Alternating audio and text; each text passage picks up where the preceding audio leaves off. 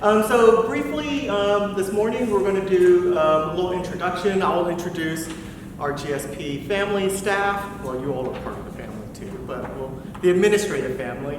We'll do a little round here to introduce, yourselves too, and then we'll go into the logistics about administration, so how to get like your reimbursements done. I'll remind some of you who used Gaucho Space about Gaucho Space, but then introduce to others the features of Gaucho Space.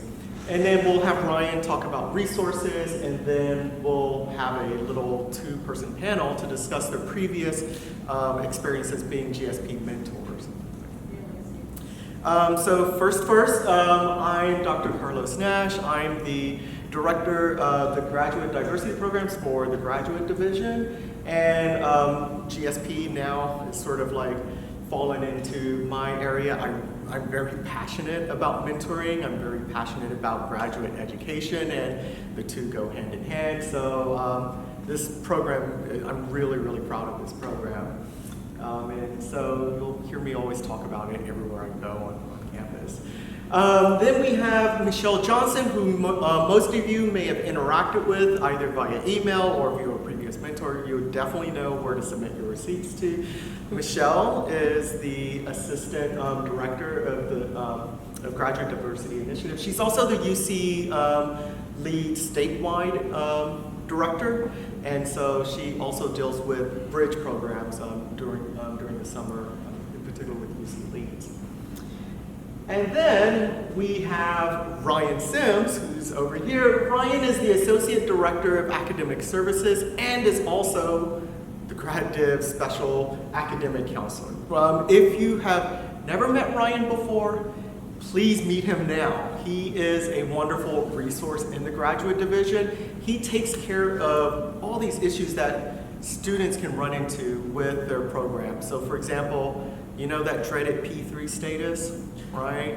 How do we get out of being P3? How do we not go on probation? What if you need to take a leave because of family situations? How to deal with adversity amongst faculty members? Ryan is our hero. He's that go-to guy. And so I always promote Ryan's services to first and second year graduate students just to be proactive, to let them know that there's someone they can turn to. And I usually recommend they see Ryan before any big issues come up, because Ryan has very nice proactive strategies to sort of get around some of the barriers that graduate students typically face.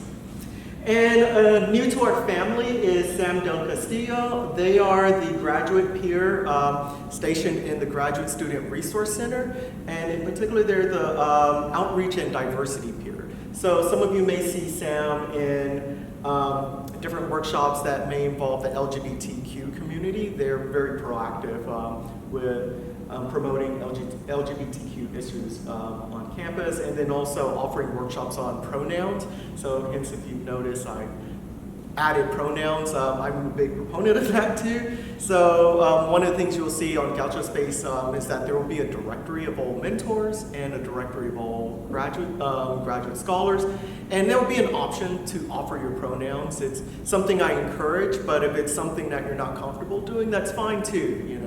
But I do want to allow people that ability to list their pronouns in the directory.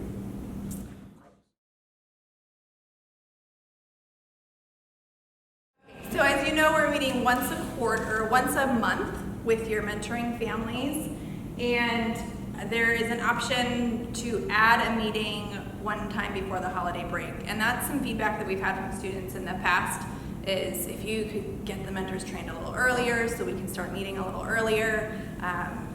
They just want that connection a little sooner. So if you have the time to meet once this quarter, that would be great. And you are sort of our eyes and ears to know whether or not the students are participating. And we certainly aren't going to track them down and make them participate. But if it happens to be that the mentoring family isn't a good fit for them, or if it happens that they're actually really struggling and need somebody to reach out to them, let us know that they're not participating, and we can help reach out to see if it's one of those two reasons. If they just don't have the time and they don't want to be a part of the program anymore, that's nothing on any of you or any of us really. And so, but we just want to make sure there's not a way that we can help, and that would be the reason that they're not coming. So just communicate with us if you're having any issues, or if there are any, certain things that your mentees are needing. We've helped with students that need special services or tutoring or anything like that. We can help connect them with any of those resources that you're not able to provide. So just let us know if you need extra support. The money, I deal with all the money. So we have $20 per meeting. If you want to sort of stack that up for the quarter, that's fine. If you want to stack that up for the year, that's fine. If you happen to meet before the holiday break, you can have that extra $20. You don't have to group that into your $120. And I do need to have a signature on a form for every receipt though. So if you want to bring those to me each time, that's fine. If you want to bring them all at the end of the quarter or the end of the year, if you want to slide them under my desk so I have all the paperwork all ready for you, you can just come and sign them. Otherwise, it takes me like 5 minutes to fill out the paperwork with your receipt in front of me to have you sign the form that gets turned in. My office is in Gravette's. Carlos and I share an office, and we're in this wing right here that's next to South Hall. There's this classroom wing by the library, but we're in this kind of wing that nobody remembers unless they have a class, and then they're in there looking at offices for their classroom. And then stipends. So I'm going to pay the stipends a little bit earlier this year because I'm hoping that you'll start meeting a little bit earlier this year. So probably by like week 3 of next quarter, I'll reach out to see how things are going. If everything is going as planned and you're meeting with your groups and everybody's happy, I'll pay your stipends then. And at that point, I don't need any signatures from you. I have your perm number, so I can just submit that your stipend is ready to be paid. And your funds are dispersed however you have your funds dispersed if you're an employee for the university. So if you're a TA or a research assistant and you get it direct deposited, that's how you'll get this stipend. So look for your money wherever you normally get your money. Any questions about those sort of logistical meetings, money, anything like that? Yeah? What can we pay for with the meeting? You cannot buy alcohol. And the pharmacy doesn't count. Just put that on a separate tab. You can chip in on that yourselves and then turn in, for food. Sometimes people have gone out to coffee, sometimes they've saved it up to go out to dinner, and sometimes they've gone to the store just to buy chips and dip and, meet at a park somewhere. So it's pretty flexible, just know.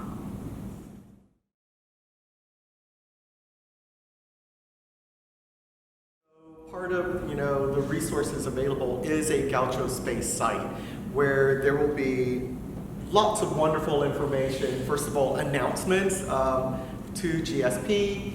Although we're using an email mailing system called Emma to make announcements to our scholars and then also to you too. But I will have archives of announcements there. There's a statement of confidentiality that you may want to read through. There are some discussions that our scholars may not want to have brought up outside of the mentoring situation. And then there's access to a GSP calendar, which will have academic, professional, and career development types of workshops listed there. Now, in the past, we used to require our scholars to attend at least one academic and one professional workshop, but it was so difficult to monitor that. And sometimes they're not exactly in those types of mindsets. They may be much more interested in the academic aspect or maybe the social networking aspect of GSP and aren't ready for the professionalization part. So what we now do is just encourage them to go, and we usually get them sort of early access to these different workshops so that they're guaranteed spaces there. What they will also find on the Gaucho Space site are things like mentoring maps, a yearly academic plan, and an IDP, or an individual development plan. And so this is sort of more, more there. But a mentoring map, because usually an individual's need in graduate school is quite various and quite broad and wide, that the types of questions a person may ask cannot usually be answered by one person only. So for example, some students need more help or more mentoring when it comes to like getting access to job or teaching opportunities. They may need someone to hold them accountable, or they may need just role models in general. Sometimes they need a safe space. They need to go to someone to gripe about things. And that's a lot to ask out of one person. So what I would encourage our graduate scholars to do, and what I will encourage you to do, is to probably sit down and look at this mentoring map with your scholars and say, hey, which of these different areas do you feel you need mentorship in? And think, have them think about people in their lives who could fulfill some of these roles. And of course, a person can fulfill multiple roles for a student, but they really should consider who their network, who's in their network. And if they see gaps, then start looking for ways to fill in that network in. So that's available for them. There's also an academic plan, and I'm actually still kind of shocked to see in 2019 that first-year graduate students have not, this is week 6 already of the quarter, and they still have not seen their graduate student handbook. And so they're not aware of the courses that they need to take to complete their master's equivalency. They're not aware of the different milestones that they should be making within the first 2 years of their graduate career here. So an academic plan like this will help them map out the courses that they need to take, especially for departments that may offer required courses but every other year, because they're short-staffed. So they should really map out the courses that they need to take pretty early on. And for those that are really ambitious and really want to plot out their trajectory in graduate school, I definitely promote the idea of using individual development plans. Now, some of you may be familiar with this. This is, I have to say, a relatively newish thing when it comes to graduate education. It's been picking up in popularity within the last 5-6 years, but a lot of undergraduates are familiar with this. And an IDP has areas for a student to really consider what are their sort of short-term goals like quarterly or semester goals, what are their a little bit longer-term goals like annual or every other year or something like that. And then they begin to think about what areas do they need to work on. Is it something academic? Is it something career-wise? Or is it professionalization? And they map this out. And they usually work alongside with their academic advisor or a mentor in their, in their department or their area to help figure out, hey, in year 3, I need to go and actually give a talk at the American Anthropological Association. Or in year 2, I need to actually finish up writing this short, book review so I can submit it to a journal, whatever it is. It really gets them to think long-term about the things that they need to do in order to successfully complete a graduate program. So that is up there, and definitely remind the scholars to look for these resources. I'm passing out a couple. Oh, cool! Thank you. Yeah. Other things that would be up there, as I mentioned earlier, this is a shot from last year's, but there will be a directory. I know we promote the idea of families, and usually it's always you, the mentor, with 3 or 4 graduate scholars, and that is your little micro family. It's small, but I really want you to think of us as a large family. So there will be a directory of mentors so that you know who the other mentors are. And if there's a situation where you see that maybe one of your scholars could, use some time with another person who has a specialty, say like in, molecular cell development, or whatever it is, biology, then you can reach out to that mentor who's from that program. Or you see that, hey, I have a student who's struggling with, their identity on campus. Here's a mentor who may have that experience. Then definitely reach out to that mentor. And the graduate scholars themselves, the fellows, will have access to not only this, so they can see who the other mentors are, but they'll also be able to see the other graduate scholars who are in the program, because they may want to form extended networks, like to do disciplinary type of collaborative efforts. So it will be there. And like I say, I will have the options for pronouns there. I will send out a request for your information and whether or not you want to indicate pronouns, and if you do want to indicate pronouns, what pronouns do you prefer to use? Or would you want to have shown on the directory? And so that's there. And then, as an addition, because we don't know everything about mentorship. I've been doing this now for a couple of years, and I'm still learning about mentorship because it's a moving target. We're always learning new things all the time. So there are, information for you up there on, academic and professional development, and then other social issues in mentorship. And we have guides and resources that you could use.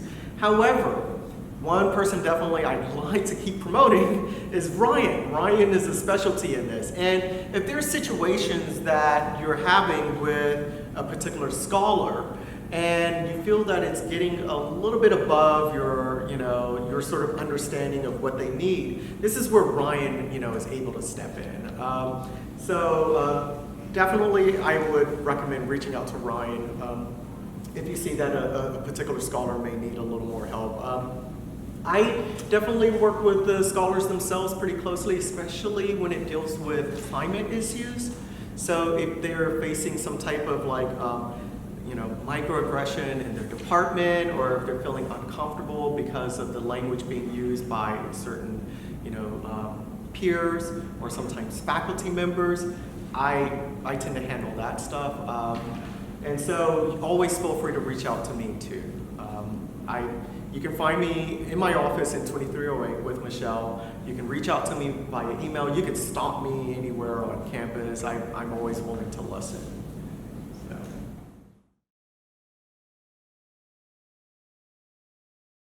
Ryan Sims, Associate Director of Academic Services, Graduate Academic Counselor, use he, him, his pronouns, and really happy to be here today to talk with you about and provide you with some resources related to your role as our more senior graduate student mentors. Just to pick up where Carlos left off, I actually brought a couple of the guidebooks that you'll find on the website. There's one here for students on how to get the mentoring they want, another one on how to, oh wait, I just realized I printed out both the same thing. So there's one on how to get the mentoring you want, and there's also one, and it's targeting faculty on how to mentor graduate students, but the crossover in your role is very similar. So I'll pass out a couple of these if you want to hand that back. And this is so if you haven't seen these before, these are provided through a lot of collaboration, hard work at the University of Michigan. A lot of great best practices in there, and it's definitely something that you'll spend a lot of time on with your mentees, on seeking out mentors, sustaining those mentoring relationships. It's by far one of the most common things that students are seeking me out for, is some sort of communication or relationship concern with their advisors and PIs. I mean, so much hinges on that. I mean, your whole really academic life can hinge on that, and there's this power disparity in that relationship, and it can get complicated, right? So so that's one of the main things that I see and work with students, and I provide these kind of resources to them. I also just brought some of my resource cards, so if you haven't seen these, if you want to take one or two to hold on to for in case you want to refer any of your mentees to me, this is better in a resource card, and it gives a little bit more of a breakdown of some of the things that students seek me out for, so I find that kind of helpful.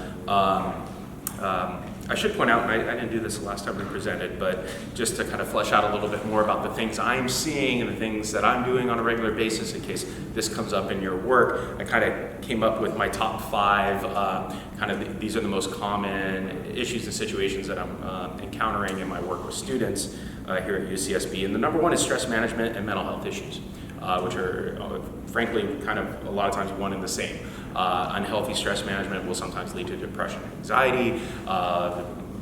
Recent research shows it graduate students are experiencing depression and anxiety about 6 times the rate of the general population at this age group. So it's very prevalent, it's very common. It's very possible that in your discussions around kind of managing stress and managing grad school, that students are going to divulge that they're experiencing anxiety and depression. So this is also why we're going to spend some time talking about the resources that can help students in that situation. But I just wanted to point out that that is the most common thing that I'm seeing in helping students connect with resources and helping them then mitigate the impact on their academic success here when they're experiencing depression and anxiety. How do I manage that with my advisor? How do I manage that with my department? How do I manage that with my partner, my family? Because I'm still working 60 hours a week and it's taking its toll. So that's really where I can help specialize, where Carlos is my go-to person for diversity and inclusive. Students are having issues around the climate, their departments, or in their lab, and etc. Where my specialty kind of lies in is kind of as I would say helping students kind of thrive academically here as much as possible. And if there are things going on in their lives that are kind of contributing to taking longer to graduate or advance to candidacy or failing major milestones, there's always a story behind that. My position was created to kind of address a glaring kind of need in the graduate division, which was when students are getting on warning for low GPA or taking too many incompletes, or monitoring or probation status for taking too long to advance to candidacy or not completing their dissertation in times. We do a good job of notifying them of that, hey, you're behind. But there wasn't anyone that was reaching out to those students or having their door open to kind of say, hey, there's probably reasons for that, and we'd like to address those so that we can make sure you're successful here and get back on track as soon as possible.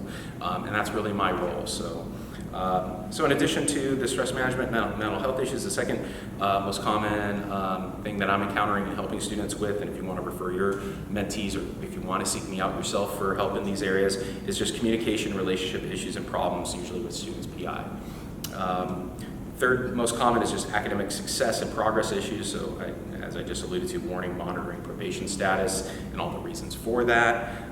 The fourth most common is actually departments and faculty contacting me about their students with concerns or just wanting to know how to refer a student to resources, what are the resources that can help. So a lot of times they're making passive referrals, sometimes they're making very active referrals or asking me to reach out to students. I'm more than happy to do that. But I will say that I'm a private resource to students. So even though faculty and staff might contact me and kind of say, hey, here's what's going on for the student to the best of our knowledge, we really think they could use their help, I'm more than happy to reach out, but I consider those conversations and the outreach and my meetings with students, private. They're not completely confidential, so although I'm a clinically trained counselor in this role, your academic counseling, I want to clarify that's not clinical counseling, although my training is in that, and I have a degree in counseling psychology. My work is academically focused, so when, not to say that, am I treating depression and anxiety in meetings? Absolutely. But I don't consider myself the primary point of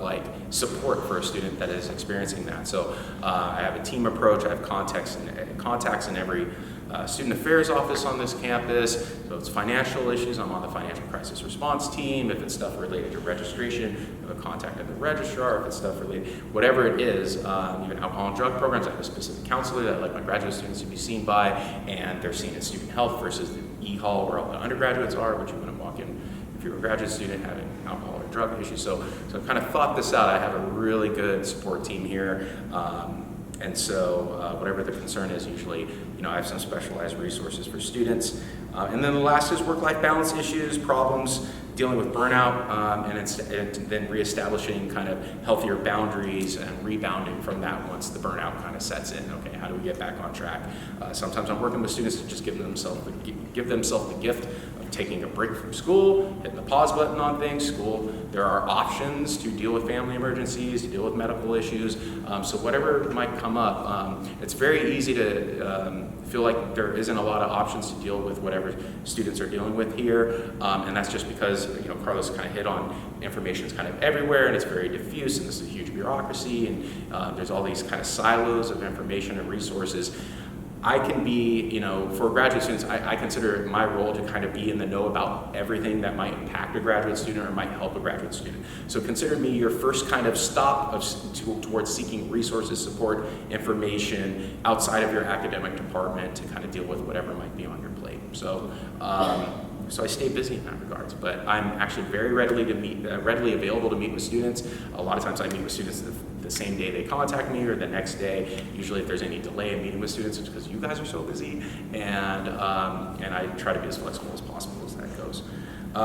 Okay, so that's kind of about me. Hopefully that kind of background, that kind of top 5, kind of thought that might be helpful information in terms of the types of issues that you'll be encountering yourselves in this role, because you're very much academic counselors in this role too, in a peer capacity.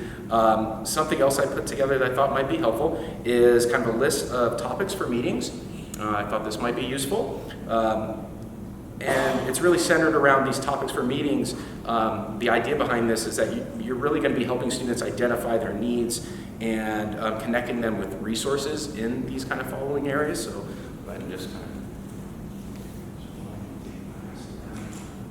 Sorry about the handwritten notes, didn't have time to go in there and update everything from last year or even the last meeting. But what you'll find here is, it lists some mentorship resources for you. As Carlos already put out there, a lot of resources are going to be, and most things that you might need in this role are you're going to find on the Gaucho Space site, things you could use in meetings around professional development, around publishing or presenting or finding mentors, research, teaching. There's a lot of resources on the Gaucho Space site, so as soon as you have access to that, the first thing I would recommend is start scanning through that and be thinking about, are these topics that you want to hit on in your meetings.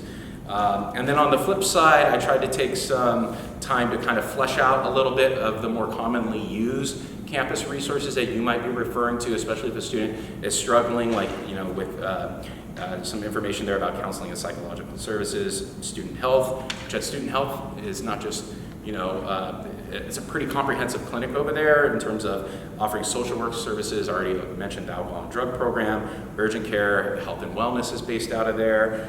Mental health coordination services, this is if you have a more urgent concern about a student, kind of feel like someone needs to pretty much reach out to them immediately and make sure they're safe and connecting to resources. I was actually the associate director of that office for 7 years prior to coming over to the graduate division to do more early academic outreach and prevention work with graduate students, which is something that I'm very happy to be doing now.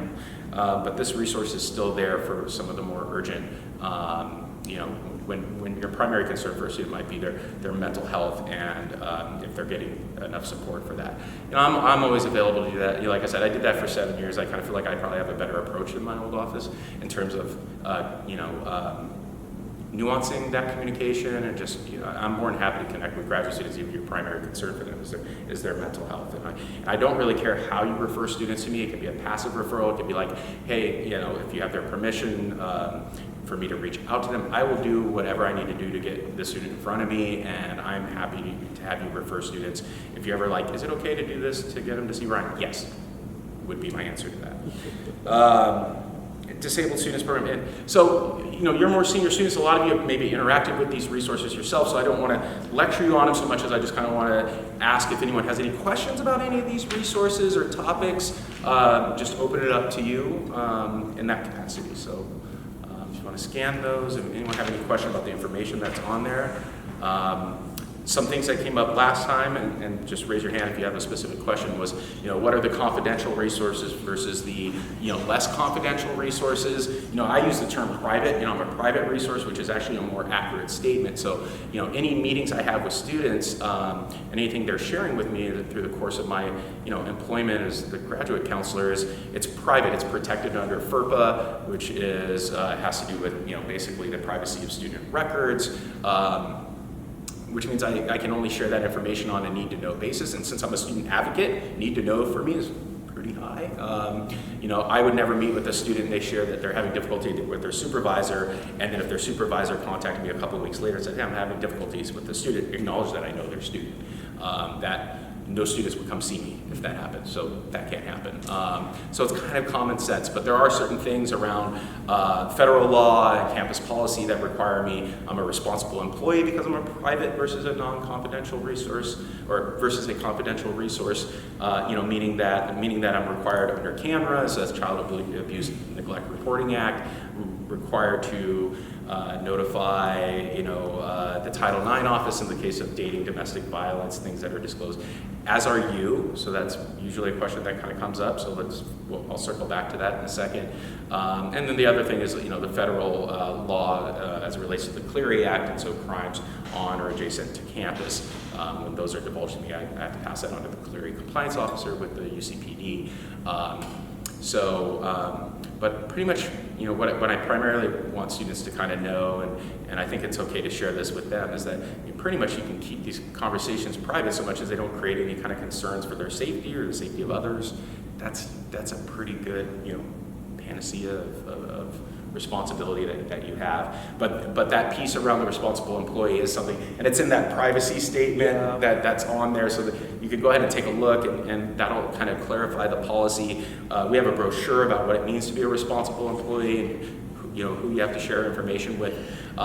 So that around dating, domestic violence, stalking, the Title IX stuff, if your mentees are approaching you in your capacity as their mentor, and you are receiving a stipend for this, so you're an employee of the university in that respect, that would be something that usually there's some cues ahead of time that, like, hey, I'm not really sure if I can talk with you about this, kind of something that happened last night in Isla Vista, or with my boyfriend. You can just kind of, usually that's just a good time to kind of not brush them off, but just kind of say, like, just want to make you aware that I'm not a confidential resource. There are certain things I have to share with people, like if you're sharing with me anything that makes me more immediately concerned for your safety, I'm going to want to reach out to campus resources there to make sure you're okay, getting the help you need. If it's anything related to a possible Title IX report, I am a responsible employee, so dating, domestic violence, stalking, these are things that if you share with me, you have to be comfortable with me sharing with someone else.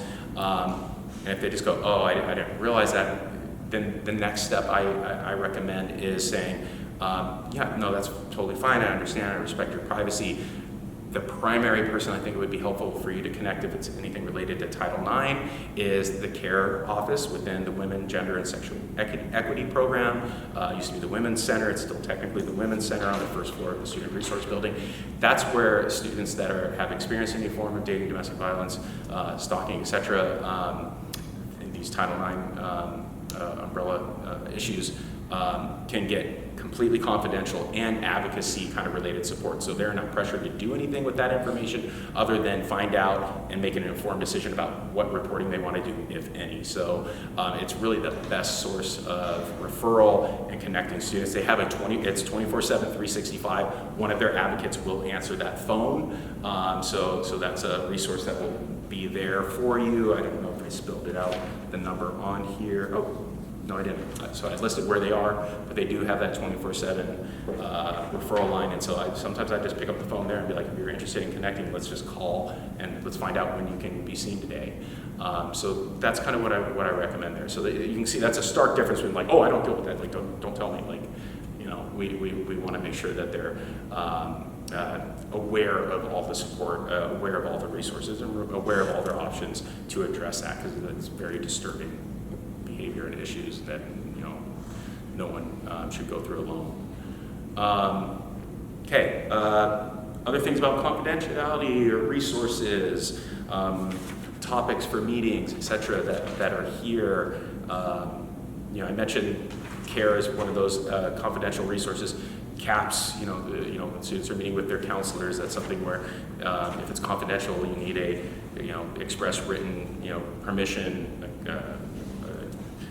waiver of liability, or that's not the actual term I'm looking for. It's just a release of information for counselors to share private information. Same thing goes with the Ombuds office. So that's why I wrote them there at the very bottom. They're another one of those confidential offices. So when students are trying to manage, it can be Title IX related issues. It could be not only with students but with faculty. going there, they're not an office of record. They don't even write anything down. They won't exchange anything in emails with you. Like, it's all face to face. It's all completely confidential, and they're not an office of record.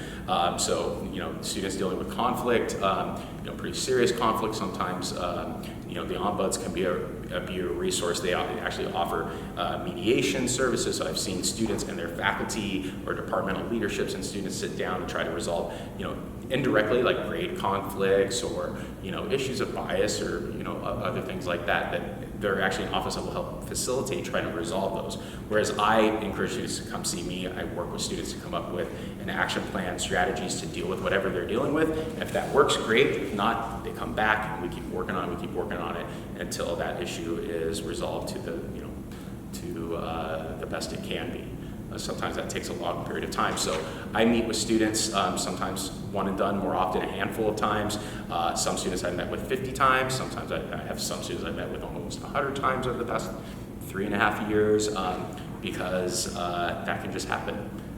So like I said, not only am I readily available, I don't have any kind of limits. It doesn't cost anything to meet with me. And I can meet with you as much as needed, multiple times a week, multiple times over years, to address whatever you're dealing with. I'm a resource here for you, your students. Don't hesitate to hit me up for any sort of information, even if it's just like something you think like, this, I should figure this out on my own. Like I said, I know you guys are really busy, so I have no problem kind of going like, oh, you're looking for that. Yeah, these are probably the 2 or 3 things that you would need. And how are you doing? Okay, well, here's a couple things that might be helpful for you. And I love doing that because that's at the heart of why I'm here, is so you can be proactive about your academic success. Your mentees can be as proactive, set the bar really low for things you might send students to me or come see me about for yourselves. I want you thriving as much as possible for the time you're here.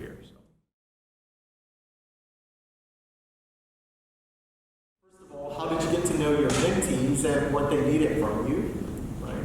Or what questions did you ask them in order to get that information? Yeah, we can start there. Yeah.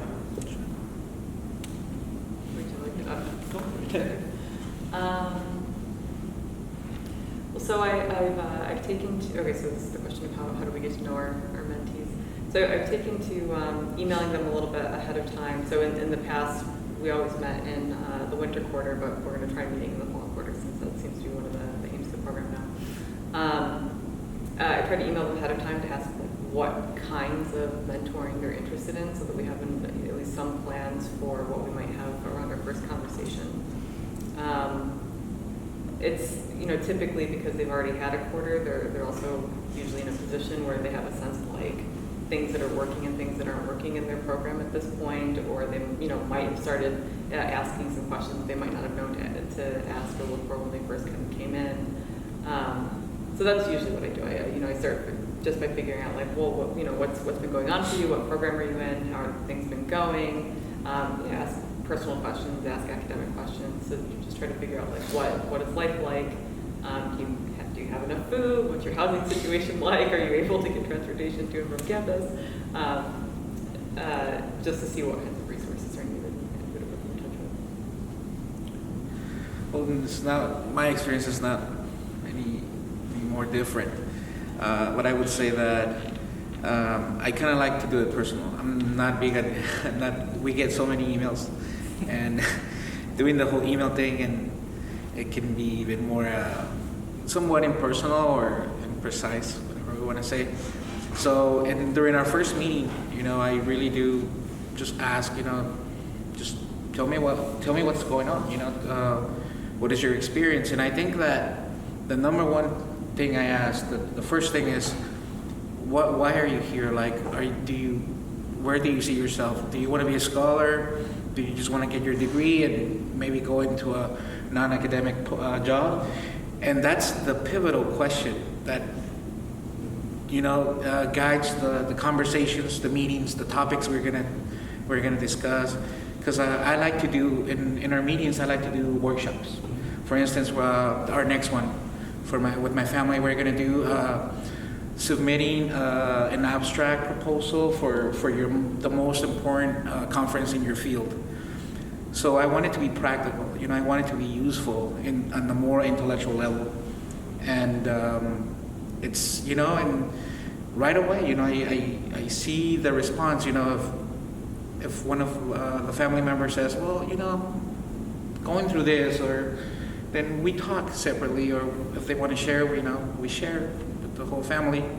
But it's more about tackling the things that really concern us, that make a difference, you know, that because sometimes they don't, in our department, sometimes we don't explicitly say, or you can't say that I don't want to be a full scholar. And it's something that's taboo. And we here, the purpose of this, if I'm getting it right, is to break the taboos, you know, to talk about mental illness, stress, tensions, climate. So we want to break that, right? So I think that's one of the first things you should ask your mentees. Do you feel comfortable telling your advisor that you don't want that? Is that going to be bad? Are you going to be the black sheep in the department if you're not a scholar? You know? So you gotta be, that's the honesty that I feel that that is really helpful in my meetings and with my families. It's great because it's a starter conversation to help our scholars understand there are other pathways, you know. So once you get your degree, lots of people go out and do industry work. And so we do have special workshops and a full-on series like the Beyond Academia series that happens typically in February and March. And so graduate division is currently, we're really engaging with the faculty to really consider their graduate student needs and to understand their career goals and objectives. Not everyone wants to go into a Research One intensive university. Some people may want to go teach at a community college, and that's just as important as whether you're going to teach at Harvard or Yale or Stanford. So it's getting faculty to be mindful of their students' needs and wants. I wanted to say, sort of in reply to this, these conversations can go really different depending on like what the specialization of your mentee is. So, you know, my first year, I had a student who, I'm trying to remember exactly what it is. It's a choral, like singer. Yeah. And I actually know who it was. Yeah. But we were in this very strange situation because he was about to complete his PhD while I was like mentoring him, and so there were ways in which I was like academically behind. It was a very strange thing, but you know, for them it's very normal to to not go on to an academic position. So you know, and in a lot of these cases, I end up asking these kinds of questions, and people are like, "I'm dead set on being an academic," and it's like, okay, well, you know, I can at least put you in touch with the kinds of resources that might help you think about this a little bit more clearly, because in your first year, it's hard to really to tell what you want to do. You know, at first I loved teaching, and then I hated teaching, and it was like I never want to teach again, and then I loved it again. So it's, you have a constant relationship with these things. And then also you can end up with students who are just like, oh yeah, you know, just no way I'm going to end up being an academic, because that's just not what people in my field do. So those conversations end up going a little bit differently depending on who you're working with. And I do want to clarify. I usually start the conversation via email in the fall, and then then I have the in-person conversations in the winter, and actually continue that. But I try to have some thoughts or something planned, depending on how the conversation goes for the first meeting, right? Because if they don't have a lot to talk about, then you have something to kind of get them engaged. I want to put your mind at ease. I think I've caught the loophole about how that happens. In some departments, when you complete your master's and you want to do the PhD, you have to apply again. And so they appeared on the application system as a new student when I'm pulling information. And so I think that I've caught how that works and don't do that anymore. But so you ideally wouldn't be mentoring students who have been here for. It was strange, but it sort of worked out because we were all in such different stages in our degree process that the mentoring was fine. So, what are some common topics of discussion that you've had with your families, and how did you handle those? I often end up mentoring folks around kind of mental health issues. This one comes up a lot, but I'm guessing it's because this is some of the information that I put in my own survey. And these kinds of issues can be hard in terms of trying to figure out what the boundary is. First, in terms of like, what are my responsibilities as a mentor? How much of my personal experiences should I be sharing with this person who I'm, in a lot of ways trying to help professionalize and kind of take that kind of route with. I'm not great at being friends with people, so getting kind of like emotionally close is something that's sort of that's a hard boundary for me to cross, and so just trying to figure out what that is with my mentee is personally difficult. But there are a lot of things that I can do. So I've worked with somebody who had difficulty shopping in public spaces because of fears of like personal danger, and so sometimes we would go shopping together so that we could make sure that the student was like getting the food that they needed. And it worked out because I had a regular time that I went shopping every week, and I said, if you would like to join me when I go shopping, you can just join me.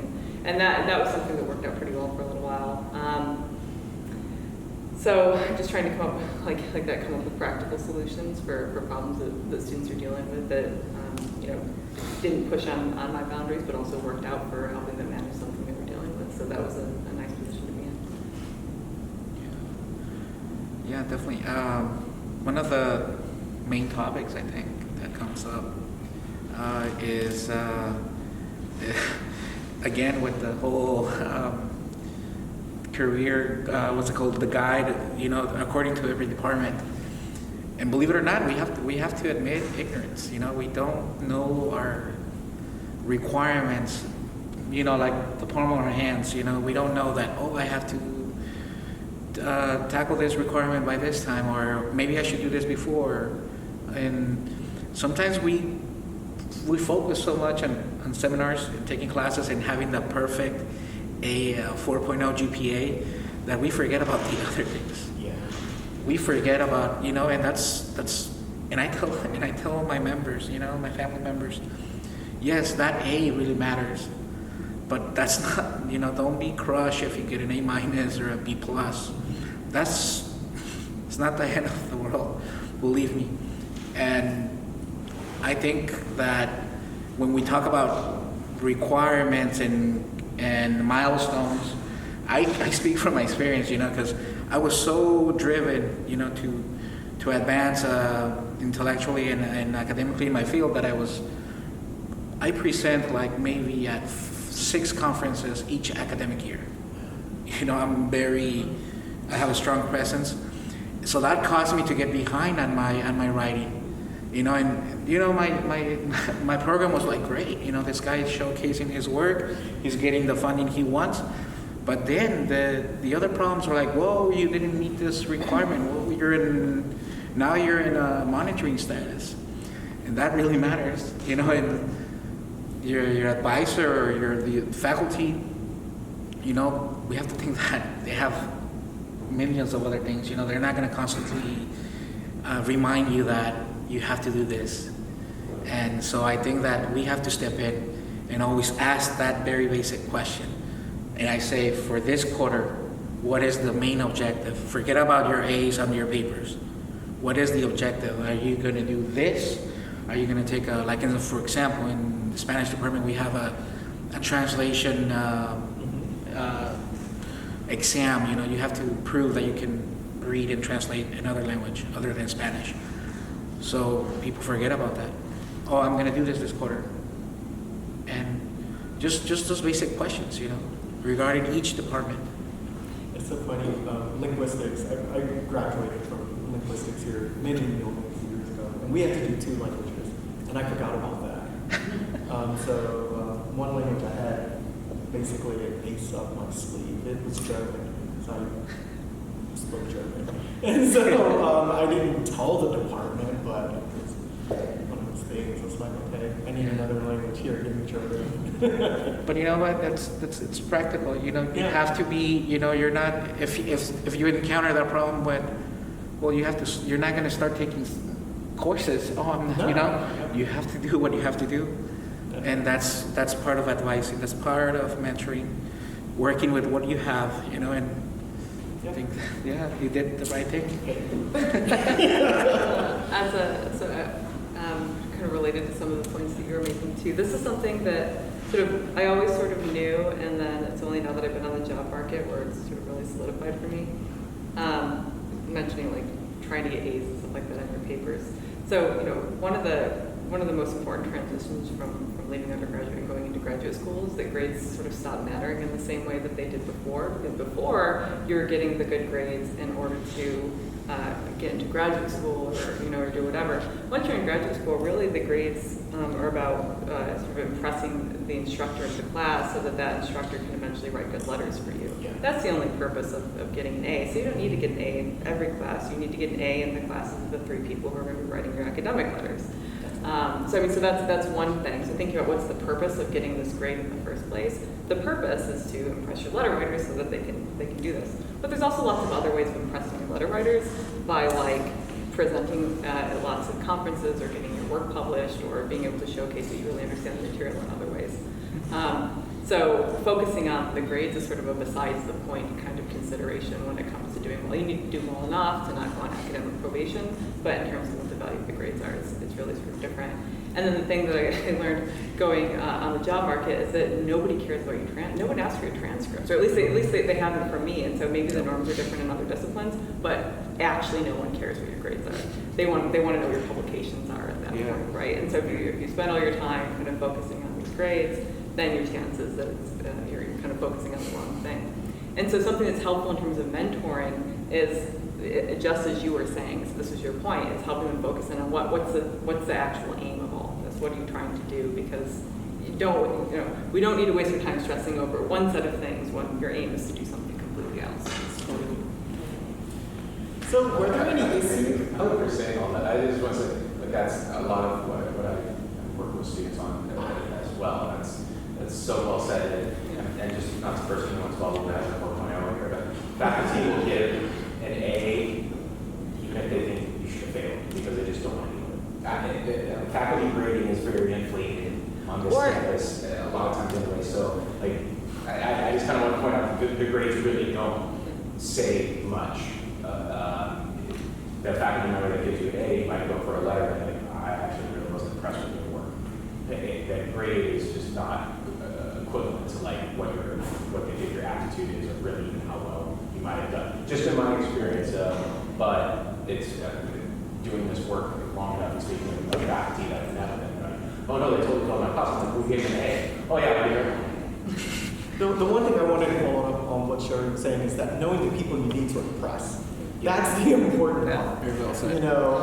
And so you're right. If it means working hard in their class, work hard in their class. If it means spending that little extra time to help them with, say like, research, or if they are, they may be redeveloping a course and they get one of these little mini grants through campus and need help with redesigning a course, go for it.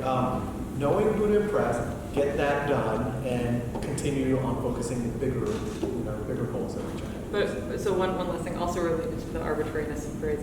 My advisor takes great joy, or took, I don't know if you're take classes anymore, took great joy in giving me A-minuses because he was like, your work can always improve. Yeah. So I would always get A-minuses. Other students would get A's, and I would take it to him. I'd be like, why did this person get an A? And I got an A-minus. He's like, you can do more. But he knew at the time he was going to end up being my advisor, so he's just like, I'm gonna always make it that much. You have an extra hoop to jump through. That's the other side of the spectrum.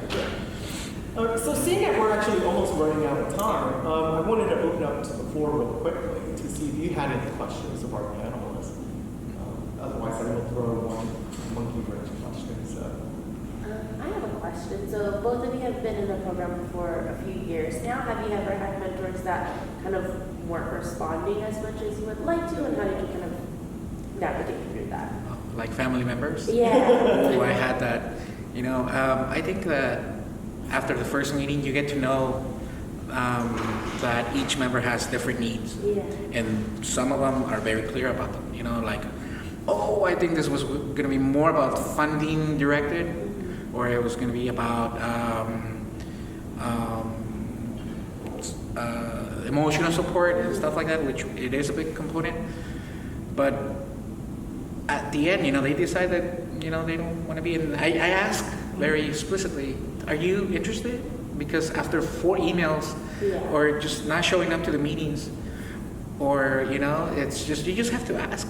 And I think that sometimes, one of them will miss one of the meetings, and that's okay. Just check on them, but be very honest. Ask them directly. You don't have the time, but are you okay? You don't have the time because you're doing other things? That's it. I think that, and they're very honest about it. Like, you know what? I'll come back to the program maybe next year. Right now, but I'm okay. I just want you to know you're okay. Remember, Michelle, we had someone that never replied to any of the emails, and we were concerned until this person actually replied, I am okay, academically, emotionally, move on. Because I thought it was more, because after the first meeting, you have to be very aware that maybe you weren't a good fit for that person. So you just be honest. You're not gonna break my heart. I'm very academically inclined. I'm like, go to conferences, go to MLA, go to CLA. And maybe that scares some people. Because I'm kind of crazy like that. But others are like, yeah, I want to get on that horse. So yeah. So relatedly, I've ended up in a lot of really, and a lot of mentor families with students with asymmetrically different kinds of needs. So some people who need a lot of support, and then people who are like, I don't really need any at all. What I found is, so what I do is I meet with people every week for the entire winter quarter. And this has usually been pretty successful. I can get people to show up to every meeting for the winter quarter, and then come the spring quarter, one always drops out, and it's usually the one who is probably either needs less support or is feeling like they're less supported. I'll say I haven't always handled this as well as I could. I probably should have gone to Michelle maybe kind of early on and at least bringing this up to say okay, maybe we should reach out to the student to see if they need to just be working with somebody else or something.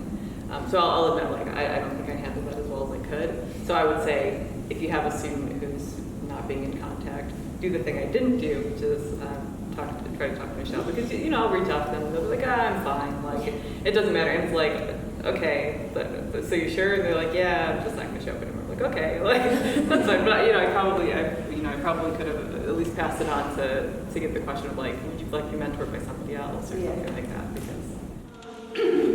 So I guess I'm kind of a 7th grade linguistics. Last year I had a very, odd mentoring experience in that I had one mentee who's in my department, so I saw them a lot casually, but then I had 2 others not in my department who did not seem to like emails or responding to my emails. So in reality I had 2 mentees, and one at the very end of the year was like, I'm so sorry, we never met, this is my fault, I didn't read my emails. I was like, it's okay. I'm not going to become one more email person for you. So I had to I got the spectrum of people who were very responsive and then just doing their own thing, don't want to reply, so sort of let people go if they don't want to get in touch with you. And also a 7th year in linguistics. This is my 3rd year at GSP. I've had mentees from basically a whole mess of social sciences and humanities departments, very broadly. Only one of whom has been in my actual department, but I have had one mentee who I had both of my first 2 years. They requested me to begin the 2nd year, which was very nice and unexpected, who was adjacent to my field. So wasn't a different department, but went to a lot of linguistics conferences and things. And so we were able to connect on a much more, linguistics focused level. And that was cool. But then for other students, obviously, I don't know anything about art history or geography, and so we focused on more broad professionalization type topics or time management, things like that. And I agree with Caroline that I definitely had some people who were more invested and really wanted to take advantage of the mentoring relationship, and some people who were just I signed up for this because I thought it'd be good, and now I'm too overwhelmed and everything's too much, and I'm so sorry. And it's chill, this is supposed to help you, so if it doesn't, we're fine. I'm not your mom or your advisor. Just here if you need me. So yeah, don't take it personally if someone seems to be overly stressed by the hour-a-month commitment that is GSP.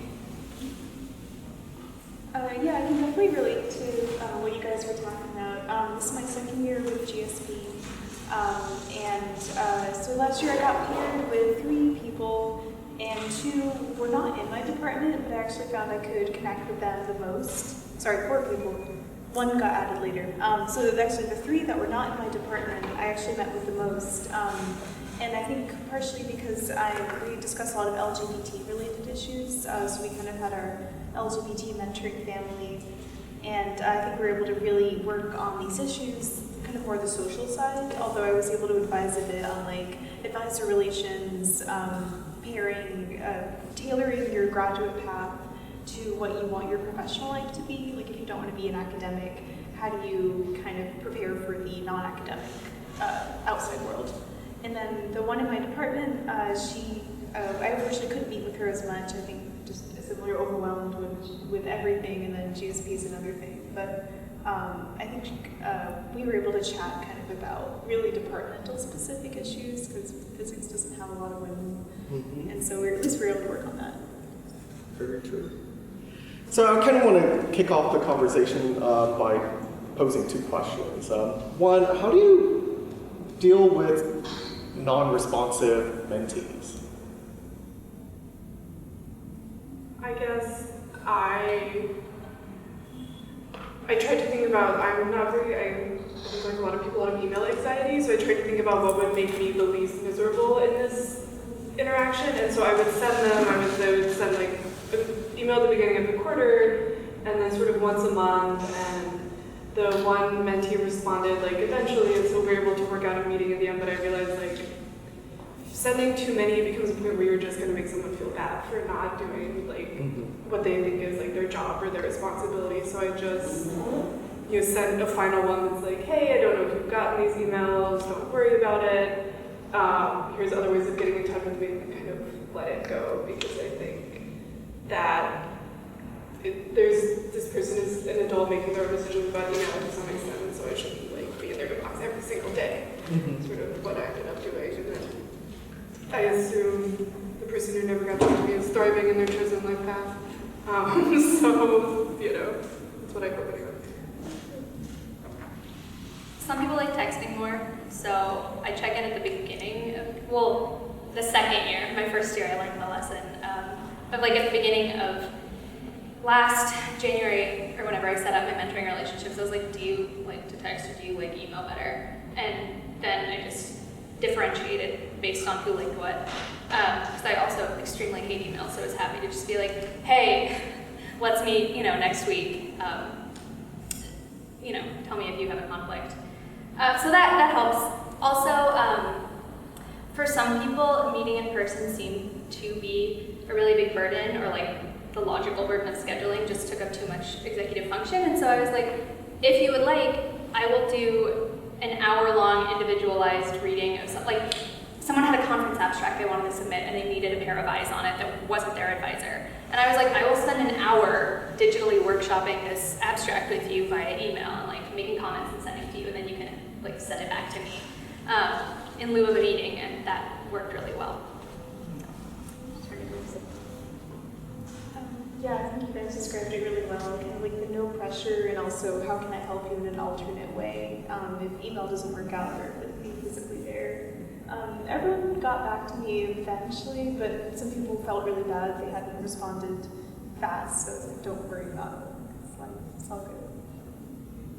And One more thing is that it's really good if you have, regardless of how you set up your initial meeting, send people a text message the morning of, because I've had multiple mentors just like miss their meeting with me and then text me after I'll panic. So a little pre-reminder goes a long way. And sort of related along that line ideally we'd like you all to meet with your mentees, together as a family, like going out to a coffee shop or something. But sometimes there could be instances where one mentee is really, really needy, or maybe uber dominant in the discourse, and so they're kind of hogging the floor, and the other mentees aren't able to talk. Have you had that sort of situation, and if so, how did you deal with it? So I was not able to get all 3 to reply to my emails. We did not have that issue. No one was super needy, but as I mentioned, there was that one mentee who had linguistics-focused questions, and so I just met with them separately every month, and then met with the other 2 together at a coffee shop. like, it was actually time for me, but it was fine because we were talking about my field anyway, so it didn't require extra prep on my part. Yeah, I had one who was, I guess when we met, a subset of us met in a group. One was just a bit better about being vocal. Sometimes some people are better at saying something first when you're kind of waiting for people to talk. So I would kind of break it up a bit. Like after the student had talked, I would ask, oh, and hey, other person, how is that thing that you were talking about a few minutes ago? Just to like kind of throw people in so it can break up a bit, just call them out in like a nice way. Cool.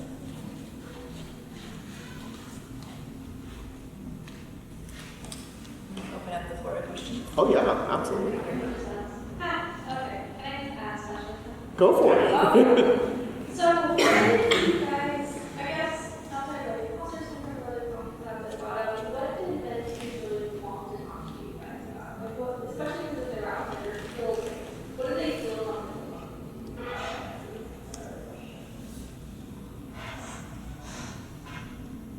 We talked a lot about being lonely in grad school. That was kind of something that they hadn't really gotten help. They hadn't found in other resources. They talked about like some have asked me like, how do you make friends in grad school? If you're kind of like your first year wears off and you're done with like the general first year meetups. How do you like keep friendships going? So we talk about that a lot.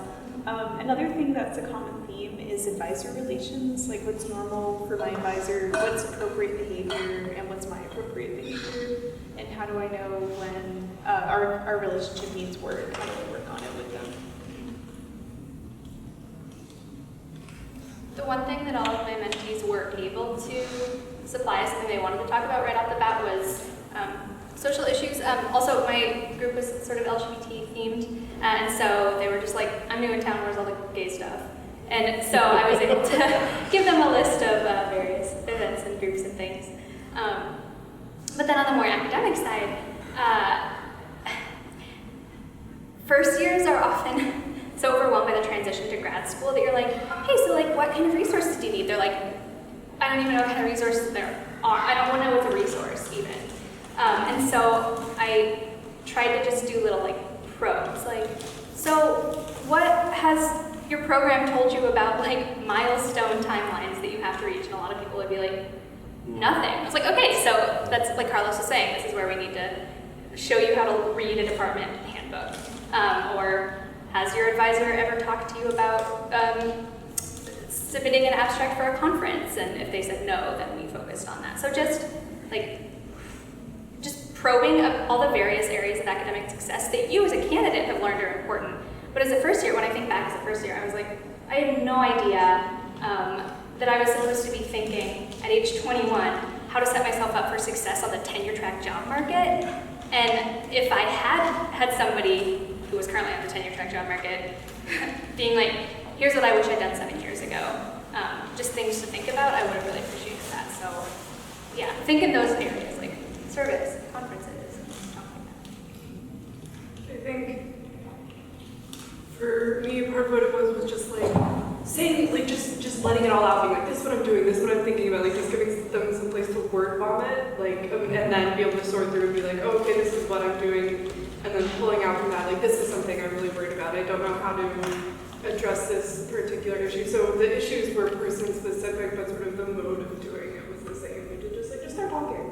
It's not an interview or whatever. Pretty good. It's me, right? Yes. I guess it depends as well on your family, but there were like some sensitive topics that we should be aware to talk, or there were like topics that were more difficult to you to talk about.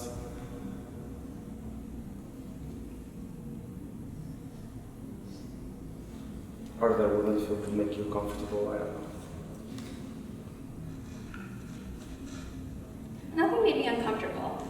I mean, there were things that were sensitive, but not in a like mandatory reporting kind of way. So a student or one mentee was working on research, like cultural studies research about Israel-Palestine relations.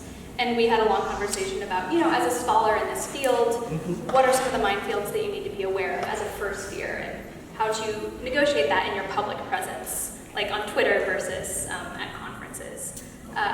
which was, you know, not my area of expertise, but really, I think, valuable for having them think about it with someone who wasn't in their department, who already had formed pretty stringent opinions on how to navigate that.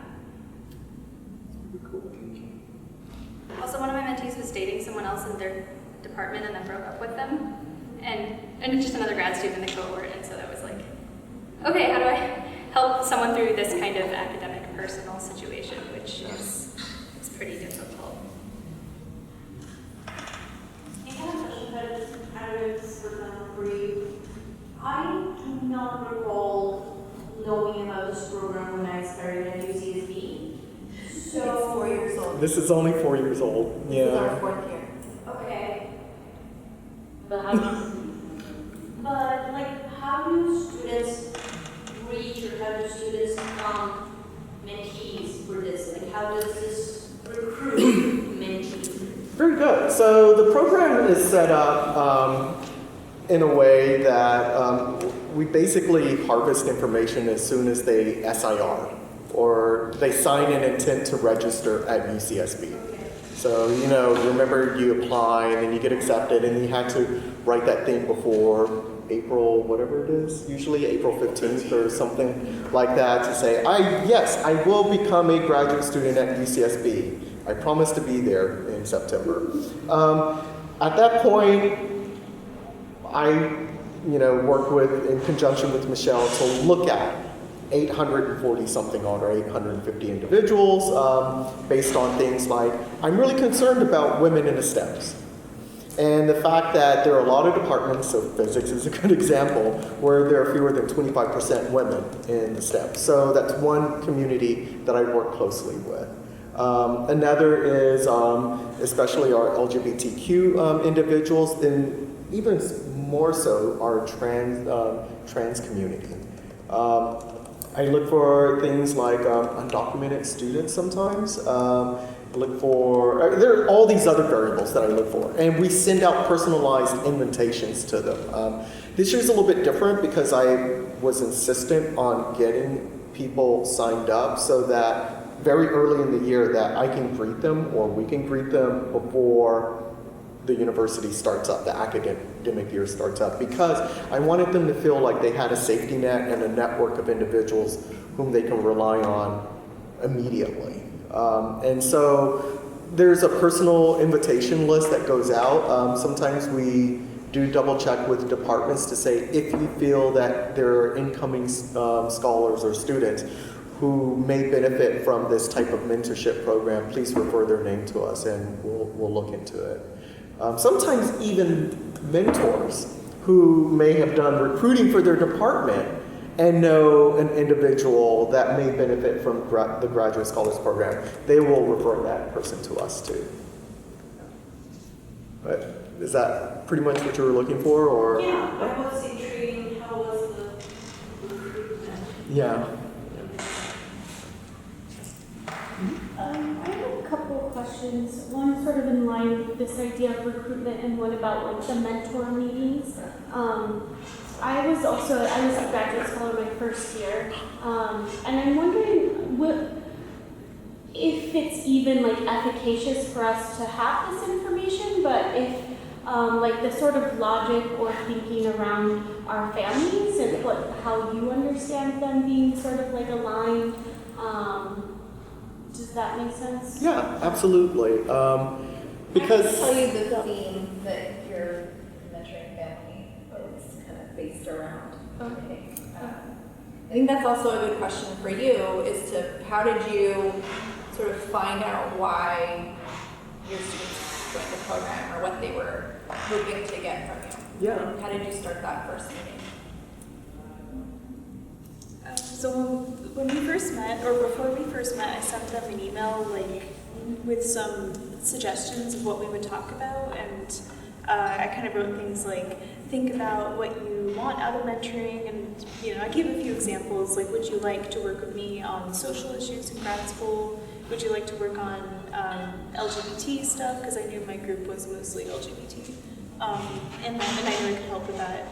And then I also, because probably my best experience is advisor relations, because I've switched advisors and I've added 2 advisors and moved them all around. So I'm really good with that. So I kind of let them know my personal story through grad school and why I'm doing what I'm doing now. And I mentioned that, like, if you ever need to do anything with your advisor, I can help you. So when we met, I kind of reminded them, and we just started a conversation. And a lot of them kind of knew what they wanted, and a lot of them said they think about it. I just put myself out there first. It's like, here's all about me, you know, in the initial email, and then just gave them some personal details about me, academic details about me. And then when we first met, I asked them, like, why did you join the program? And a lot of them just mentioned, you know, my advisor told me to. And from there, we were able to sort of probe, okay, like, you know, what do you need out of it? But I think in the future, I'm planning on having it be less open-ended at the very beginning, like, what do you want out of this? And like you were saying, just giving examples, because as I mentioned earlier, people can get a little deer in the headlights when you're too open-ended with them about what mentoring do you want as a first year. It was also very open-ended and I guess more private. It's like, maybe they don't want to tell me, like, this part of my identity I felt like wasn't going to be supported, like I'm not going to be specific, you need this, but like instead just have the assumption that they made an informed choice and that like maybe a personal reason will come out, because I just talk about like what do you want from an advanced graduate student talking to you, and then like the degree of personal detail sharing is like fully up to them at a later date. Just because some people are sort of varyingly comfortable with that, so. Now, from the more administrative side of things, the way, I mean, GSP is running a little bit differently than how it was your first year. But students are surveyed as to exactly what aspect of mentorship they're seeking. And so Michelle gets this list of 20 different things, and it could be things like maybe part of their identity. Maybe it's, I'm a woman in the STEMs and I feel I need to talk about women issues in the sciences, hegemonic masculinity, that type of thing, right? And they probably just wouldn't say that. But, and it could be something like, I need someone in my field, but not in my department, that type of thing. And so we gathered all that information, and I don't know if you remember, but when you signed up as a mentor, you offered information about yourselves, or if someone, volunteered you, they gave us some information about what are your strengths. What type of advice do you feel that you can give, students? And Michelle then she prints all this information up, puts it on a table, does this divining rod thing, and all of a sudden, bam, you're matched with 3 people. It's an incredible process, but it's gotten so good in the last few years that students have been really fond of their mentors. I mean, sometimes they say, can we have this mentor again next year? And we work it somehow. Yeah. Are we able to see what they asked for in terms of mentoring? I think we could share that with you all. Yeah. Absolutely. Yeah. I mean, I think it's helpful to have, because I've had students come to me and like, I'm not sure why I got picked for this program, and they're not really sure about that. I feel like that would be a place to start. Mm-hmm. Or it might help you with starting conversations. Yeah. And I do have a question. Who nominates the person for the program? Sometimes their department nominates them, other times we invite them based on information they supplied on their application. Yeah. Our questions also maybe kind of broad with the communities and also the staff. So I assume the answer to this is probably just like the first to you, but I assume probably you all kind of talk about this a little bit. Part of the role is maybe already some like my advisor wants me to do this, and I think it's ridiculous, and I think we want to do this sort of stuff. But it's sort of like just like events and then talk about grad school. But maybe I guess for you all and then from the staff too, what are some potential cues that you could rely on? Maybe this should be something we talk about in a more official manner. Yeah. Like your advisors, sounds like they're being emotionally abusive, or there are issues going on. Talk about climate, or if we all know that, or